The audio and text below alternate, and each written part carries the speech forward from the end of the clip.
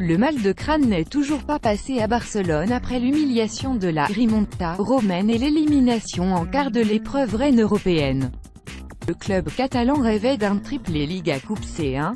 Il doit désormais se contenter de viser un doublé à sa portée. Il disputera la finale de Coupe du Roi le 21 avril contre Séville et le championnat est bien engagé. Premier, 79 points, avec 11 longueurs d'avance sur l'Atlético Madrid. Deuxième, 68 points. On doit penser les blessures.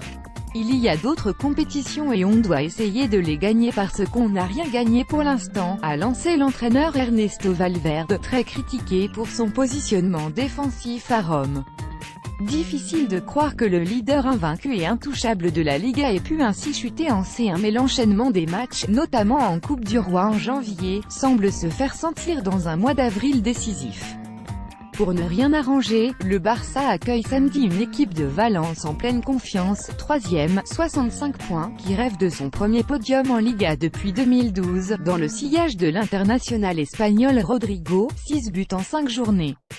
Mais le camp nou a Lionel Messi, 29 buts en Liga, et espère retrouver un peu le sourire samedi. Une 39e journée sans défaite permettrait au Barça de détenir la plus longue série d'invincibilité de l'histoire de la Liga, devant la Real Sociedad, 38 journées entre 1979 et 1980.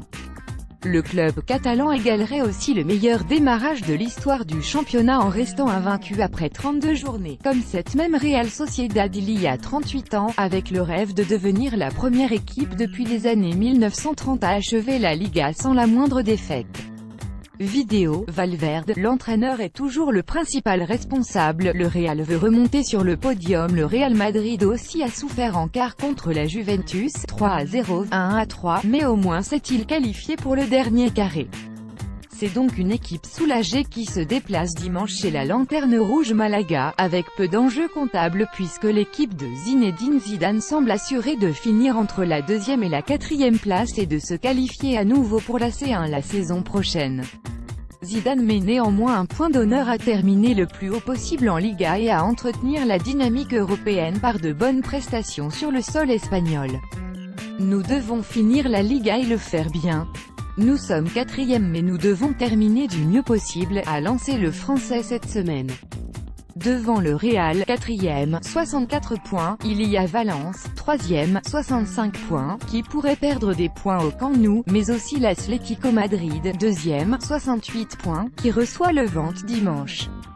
Et il reste 7 journées à la Maison Blanche pour remonter sur le podium. Séville-Villarreal, très remonté. L'une des affiches de cette journée concerne un autre club éliminé en quart de C1, le Séville FC, sorti mercredi par le Bayern Munich, 1-2, 0-0.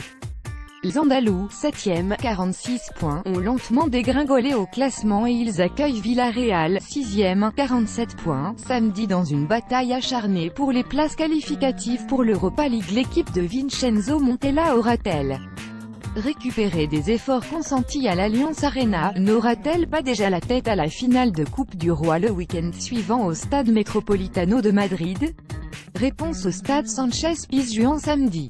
Wissam Ben Yedder, FC Séville, en Ligue des Champions, 2018, Getty Images.